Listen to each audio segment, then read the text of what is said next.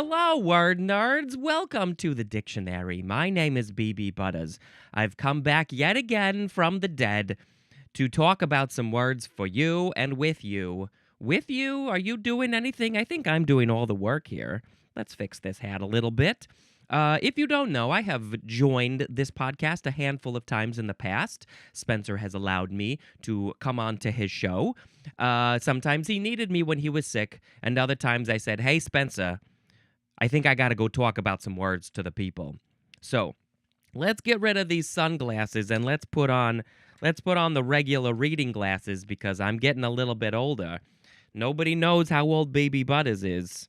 Not even BB Butters. Okay, let's talk about the words. Oh, we got the gas section here. The first word is gas bag. That's what people say about me. About BB Butters, they say, "Oh, BB Butters is such a gas bag." A gas bag is a noun from 1827. Number one, it is a bag for holding gas. We all got gas bags all up inside our insides. Inside our insides? Number two, an idle or garrulous talker is a gas bag. It's like you got so much gas coming out of your mouth. Quit with all of your talking and your chit-chatting, you garrulous gas bag. All right, I guess I gotta make a sound. I mean, come on. I think the sound effect I gotta make is. All right, the next word is gas chamber. Oh, some of us have very bad memories. We've heard bad stories about gas chambers, but they could be kind of similar to a gas bag. A gas chamber is a noun from 1933. Not a good time. Not a good time. This is a chamber in which prisoners are executed by poison gas. What can we say here? This was an atrocity being done by a whole lot of different types of people at a certain place at a certain time, and they said, "Hey, you know what? You're gonna go get a shower because you're so dirty," and then next thing they know, they're dead. They're dead from the poison gas. They thought they were going to get clean, and then they died, and it's very sad.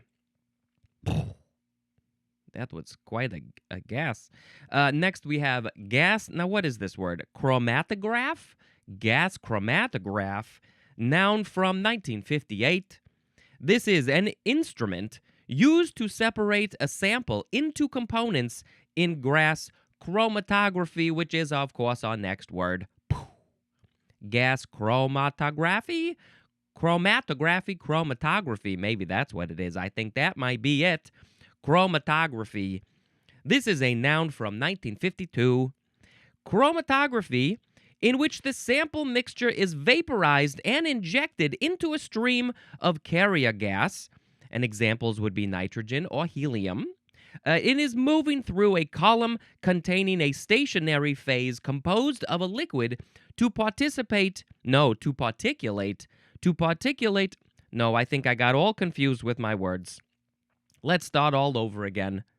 Chromatography, in which the sample mixture is vaporized and injected into a stream of carrier gas, moving through a column containing a stationary phase composed of a liquid or particulate solid, and is separated into its component compounds according to their affinity for the stationary phase. Well, I have an affinity to the stationary phase. You know, the stationary where you write your little notes on. It's like your little journal. Gas chromatographic, that is an adjective. And of course, BB Butters here didn't understand a single word of any of that. I don't know what's going on with gas chromatography and the gas chromatograph.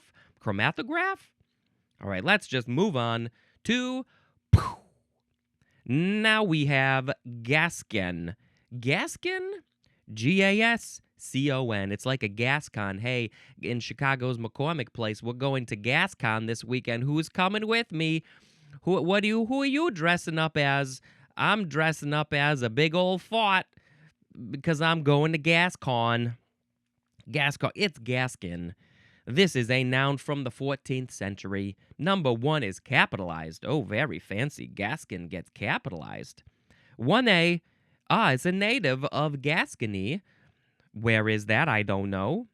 1B is the Romance speech of Gascony. And I don't know. Spencer gave me access to his internet. I don't have internet unless I come go do this podcast for him. And I think I need to now look up. I'm gonna ruin his search history by looking up Gascony. I don't know where it is. Oh yes, it looks like it says it's the it was a province. It was a province in the southwestern kingdom of France. The kingdom of France. Well, this must be very old because I don't think France is a kingdom anymore. Yeah, so it borders Spain. That's what it does. Gascony borders Spain, but it's not there anymore, I guess. And so the old people, the people who used to live there, were called Gascons. All right, what else do we got for Gascon? Number two, a boastful, swaggering person. Look at me.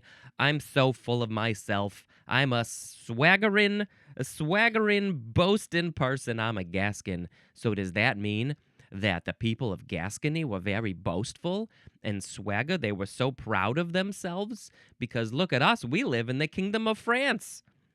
We're Gascons. Gascon with a capital G is also an adjective. All right, moving on to poo. It's now the word Gasconade. Gasconade. It's like Gatorade, but it's from the region of Gascon. Okay, Gasconade is a noun from 1709. The synonyms are bravado and boasting. Yes, okay, this boasting thing is coming back here again. Gasconade is also an intransitive verb, and gasconator, that is a noun. So the etymology says this is, of course, French. French? Because we know that this is from a region in France.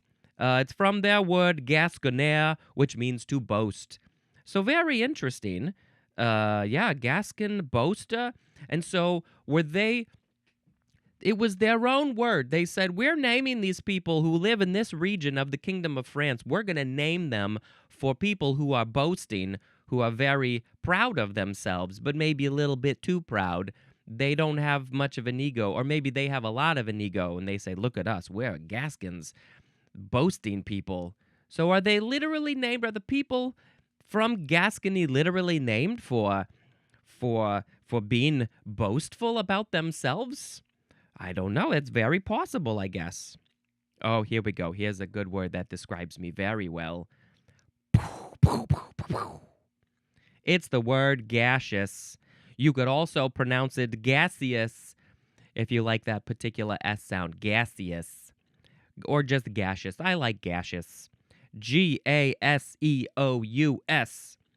O-U, gas. This is an adjective from 1799. Number one, having the form of or being gas. Do you have the form of gas, or are you being gas? Well, then you are gaseous. Also, of or relating to gases. It's related to gases. Oh, hello, I'm cousin it. I'm related to you, gas. Number 2A, lacking substance or solidity. So maybe literally something has no substance to it. And so it's gas, it's like a gas, so it's gaseous. But also, maybe there are some people who have no substance. You could call them gaseous too, if you like. What else do we got? We got to be. This synonym is the number 3 definition for the word gassy, which is going to be, I believe, in the next episode. The example sentence here is trick phrases and gassy circumlocutions. That's a big word. That's a bit of a big word for B.B. Butters. That is a quote from Edwin Newman. Trick phrases and gaseous circumlocutions. Well, it's something about being gassy, I think. Gaseousness is a noun. Oh, I have so much gaseousness in my gas bag. I just take my gas bag with me everywhere I go. You never know when you're going to need some gases. Got a gaseous gas bag. Okay, let's move on to gas fitter. Fitter. It's like fitter. Fitter. Gas fitter. 2 words, noun from 1849. This is a worker who installs or repairs gas pipes and appliances. If you got a gas stove at your home, then maybe you need a gas fitter to come in and put it all in because you don't want to mess with that stuff. You don't know what you're doing. So you should probably have a professional gas fitter come in and fit your gas pipes all properly so you don't mess it up. Next, we have, oh, this sounds very interesting. It's gas gangrene. Ugh, I don't think I would like the gas gangrene anywhere near me. This is a noun from 1914. This is progressive gangrene marked by impregnation of the dead and dying tissue with gas and caused by one or more toxic producing Clostridia. I have no idea what a Clostridia is. Unfortunately, I have not listened to all of Spencer's episodes, but of course, you should definitely listen to all of Spencer's episodes so you get all of the education, all of the words. I don't have time for that personally. He's got too many episodes, I believe. But maybe you'll learn about Clostridia. Clostridia? Yeah, so gangrene doesn't sound fun, and there's gas in the tissues, and they're dead and they're dying, and I think we should move on to something very different. It's gas guzzler. Gas guzzler. 2 words with a hyphen. Of course, guzzler is Guzzler. This is a noun from 1973. This is a usually large automobile that gets relatively poor mileage. Oh, there's a lot of examples out there of gas guzzlers. Of course, I don't own a gas guzzler. I don't want to guzzle no gas. I got plenty of gas in my gas bag. But there are some very large cars out there. Big old trucks, minivans, you know, those Hummer vehicles, all those very large things. They get poor mileage. So you're just like, what, one mile per gallon? That's very terrible. We need less gas guzzlers on the roads. What we need is more maybe electric guzzlers. It doesn't really flow off the tongue very well, though. Electric guzzlers. No, I think we need a new phrase for that. Gas guzzling, that is an adjective.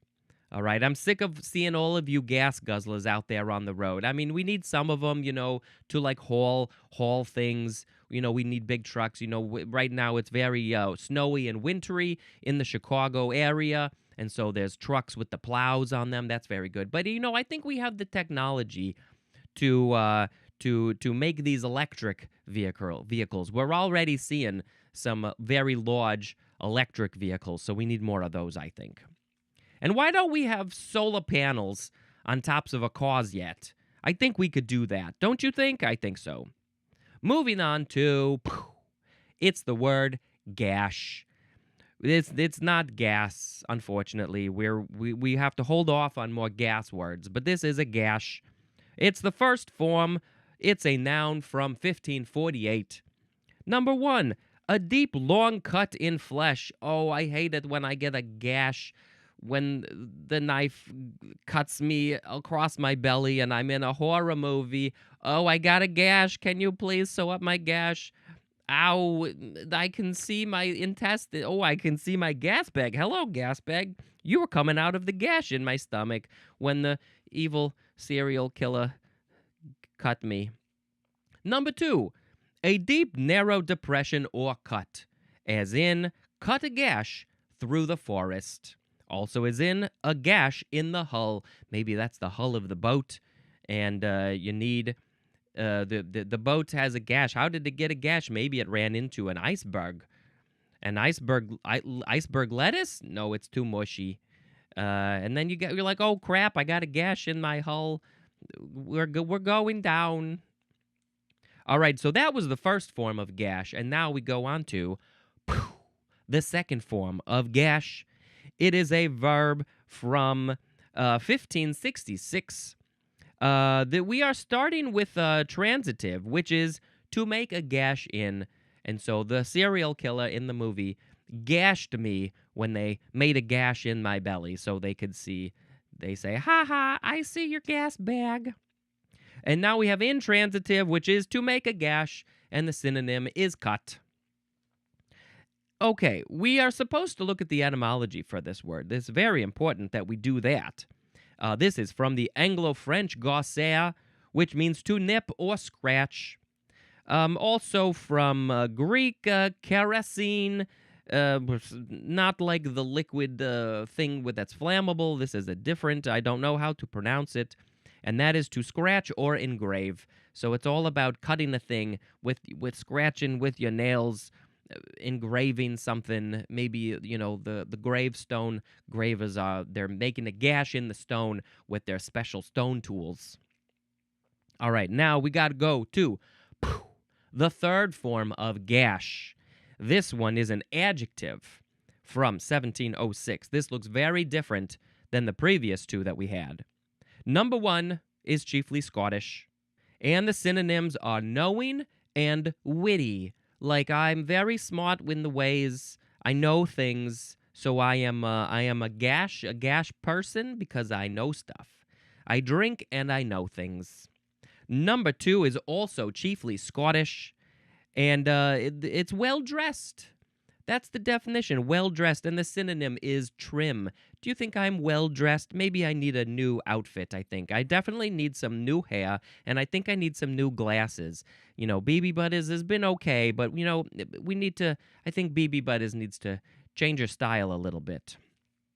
The origin is not known. This is a Scottish. So any of you Scottish people, if you know where gash came from, please let Spencer know. I don't care one bit, but Spencer would like to know. Do you use this word? Do you use this word in your everyday Scottish life? Next we have gas holder. This is a noun from 1802.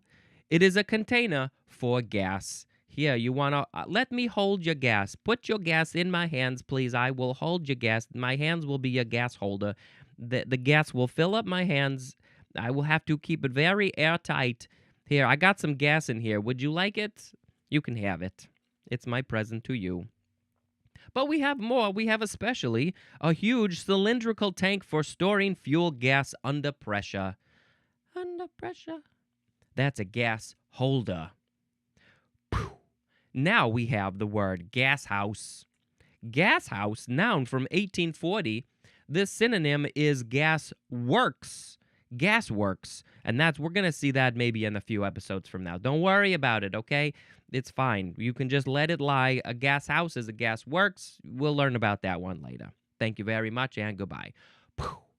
Next we have gasification. Let's turn something into gas, maybe? This is a noun from 1812. This is conversion into gas, but especially conversion of coal into natural gas. How do you do that? How do you gasify coal into natural gas? Do you press it? Do you heat it? What are you doing to the coal? What are you doing to the coal? Stop doing that to the coal. Natural gas. One day, we all shall go through gasification when our bodies fall apart and die, and then or maybe die and then fall apart, and then maybe we'll become gas. Can we do that? How do we become gas? I can't wait to be gasified. Oh, hey, look at that. That's the next word. Gasify. This is a verb from circa 1828. This is to convert into gas, and the example is gasify coal.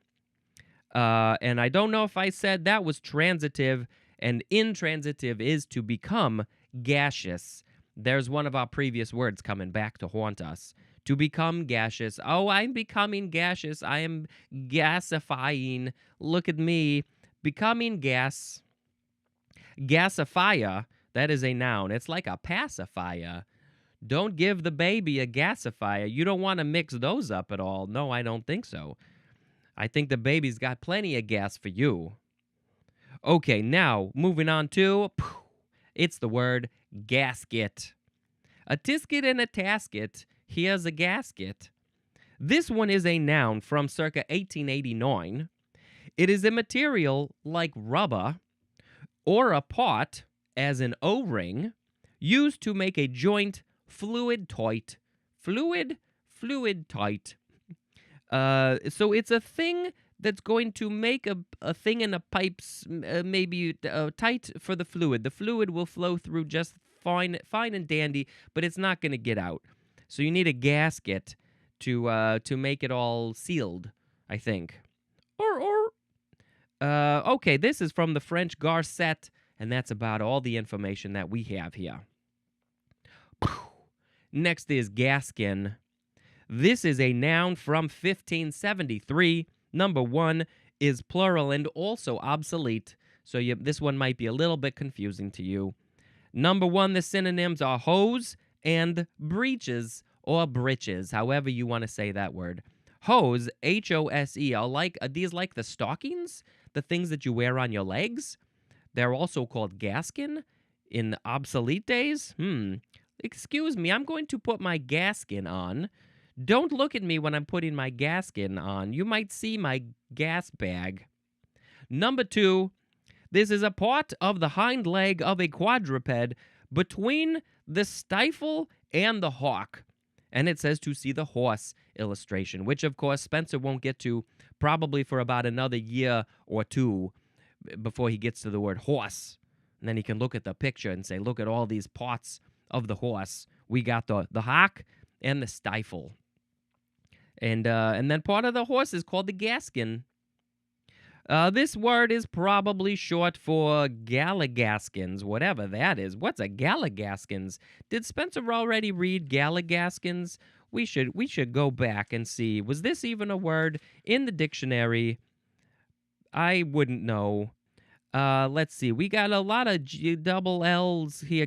Here is galligaskins. Yes, we have it. It's a very loose hose or breeches worn in the 16th and 17th centuries. Very loose trousers. Oh, well, these sound like very fun pants to wear. I think these galligaskins. Maybe we should bring them back. I'm going to start a new trend when I get all of my new clothes and everything, new glasses and new hair, and I will wear some galligaskins. And then it became a part of a horse. How did that happen? Boo! Now we have the word gaslight. Oh, this is a word that has been coming up a lot in the recent years. Don't gaslight me. I know what's going on. I know you're trying to gaslight me. We should probably talk about this for real. This is a noun from 1808. Number 1, light made by burning illuminated gas. No, a light made by burning illuminating gas.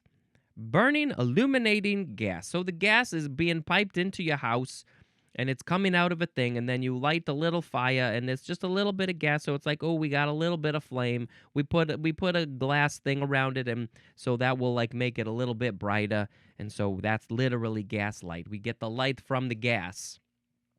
Number 2A is a gas flame, and then number 2B is a gas lighting fixture. So all of that is gaslight, but here's the thing.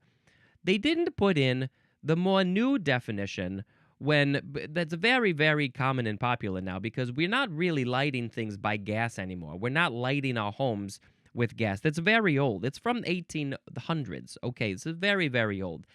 But what we're thinking about now with gaslight is it's the idea of lying to someone and brainwashing them a little bit. Maybe that's a little bit of a harsh term, brainwash, but it's sort of in the realm of saying, no, what you think is true is not very true. It's actually this other thing that I'm telling you about, and of course I'm right about everything, so I'm gaslighting you. And of course this phrase comes from the story. I think it was maybe a play and definitely a couple of movies from back in the days when I was very young, and it's called Gaslight. And Spencer actually watched one of the movies with his friend Jonah, and they talked about this movie. They talked about gaslight in all the different ways, and so that's where this phrase comes from. And of course, I shall have Spencer put a link in the show notes where you can watch this video.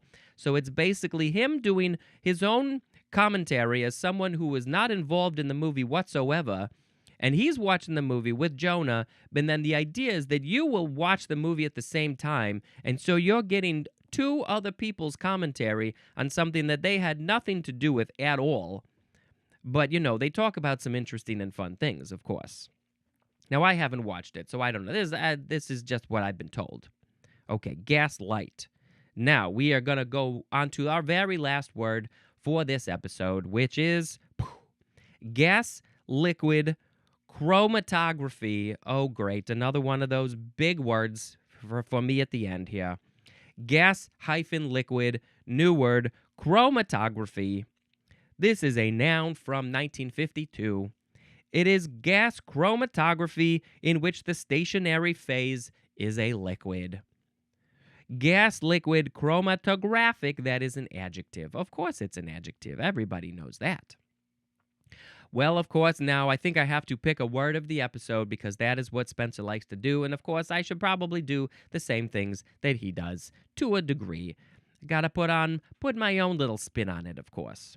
What do we have today? We had gas bag, gas chamber, gas chromatograph, gas chromatography, gaskin, gasconade, gaseous or gaseous, gas fitter, gas gangrene, ugh, gas guzzler, gash, gash holder, gas house, gasification, gasify, gasket, gaskin, gaslight, and gas liquid chromatography. Oh boy, this is a very difficult choice to make. How am I supposed to pick one of these? I would like to know what you would have picked. Which is your favorite of these gas words? Most of them were about gas. I think we should probably just go ahead and pick gas bag as the word of the episode. BB Butters is a gas bag. Hey, everybody, it's BB Butters coming down your way, walking down the road, holding her gas bag. Gas bag. Oh, that was very good. That was very entertaining for everybody. I think so. And of course, I would like to come back again. If you would like to see me again, or if Spencer would like me to come back, who cares what you think? If Spencer wants me to come back, then I should come back. Maybe in about 25 more episodes. We'll see what happens. All right. Well, I think we're going to end this episode there. I very much appreciate you coming back just for BB Butters. You can skip all of the other episodes. Just come back for me. Thank you very much. This, of course, has not been Spencer dispensing information. This is me, BB Butters, doing a much better job than Spencer ever will. Okay, goodbye.